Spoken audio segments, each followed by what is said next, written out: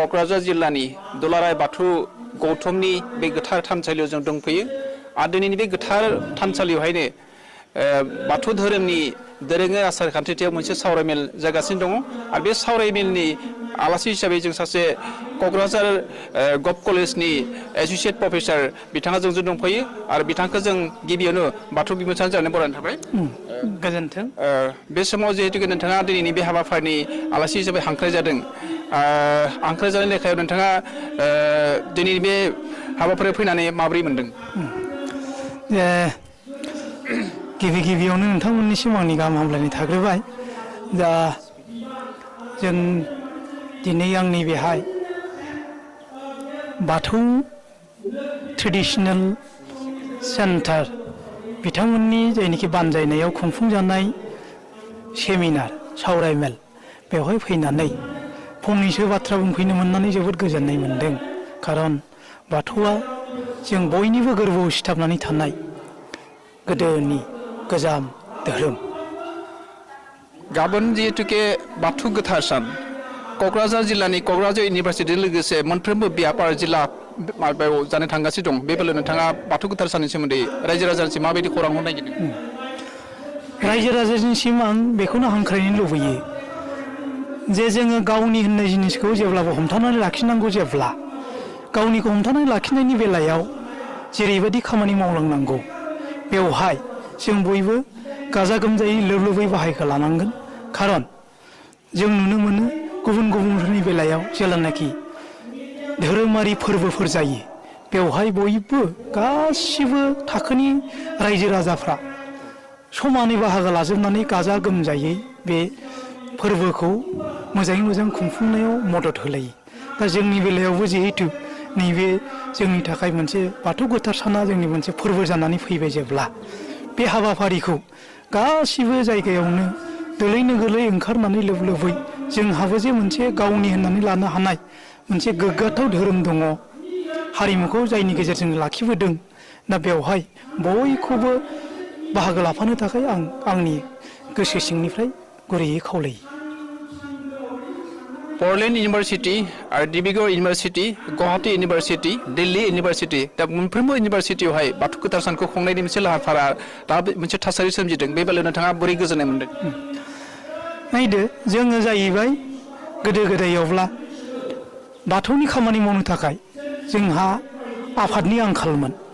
नाथाय जेलानाखि नैबे बाथौनि गौथुम जोंनि गेजेराव जानानै फैबाय जों नुनो मोनदों जे जोंनि गेजेराव मोनसे सिरि मोनखांनाय फैदों बे सिरि मोनखांनायनि गेजेरजोंनो जों दिनै बे सिरि मोनखांनायखौ गुबुन गुबुन जायगाफोराव गुबुन गुबुन थाखोनि मानसिफोरनिसिम गोसारहोनो हादों दा बे बेलायाव जों मोनसे जिनिसखौ नोजोर होनांगोन जेब्लानाखि जोङो जोंनि बाथौनि थाखाय खामानि मावग्रा आफादफोरखौ मोनसे इनस्टिटिउसनेलाइज्ड फर्माव लाबोनो हाया होमब्लासिम जोंनि थांखियाव जों सौहैफुंनांगौआ एसे गोब्राब दा दिनै जुदि इउनिभारसिटिफ्रा बे हाबाफारियाव आखाइ होदोंब्ला बे हाबाफारि आजावनो नागिरदोंब्ला खोब मोजां बाथ्रा मानो होननानै बुङोब्ला जों मिथिगौ जे इउनिभारसिटिफ्रा जाहैबाय रिसार्चनि सेन्टार दा बे रिसार्चनि सेन्टारफ्राव जेब्लानाखि जोंनि बाथौनि सोमोन्दै हाबाफारि खुंगोन थारैनो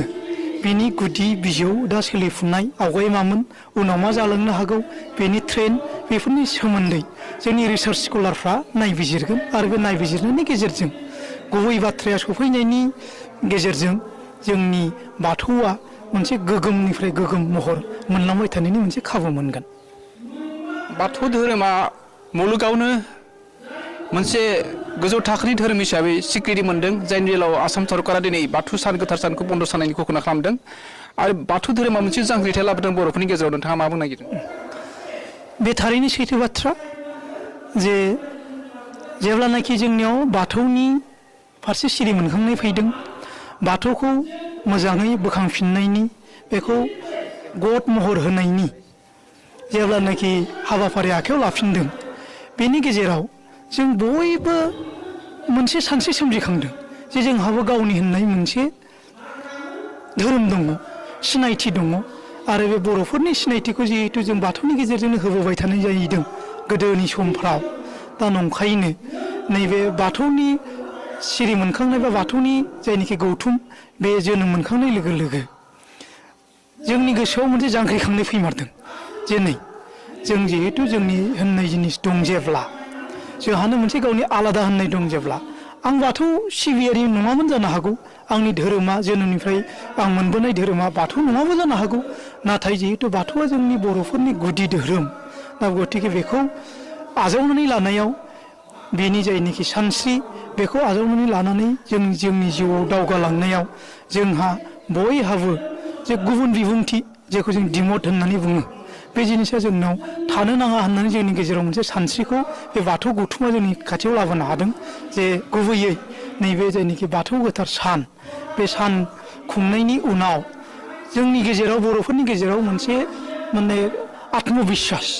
गावनि सायाव जायनोखि फोथायनाय बे जाखांदों जे जोंनि धोरोमाबो गुबुनफोरनि गेजेर नङा दा गुबुनफोरनि गेजेर नङा होननानै जेब्लानाखि जोंनि गेजेराव गावारि फोथायनाय फैबाय बेनि फारसे खामानि मावनायनि थुलुंगाखांनायाबो जोंनि गेजेराव लासैनो जाखांनायनिफ्राय जाखांबोगासिनो दङ आरो आं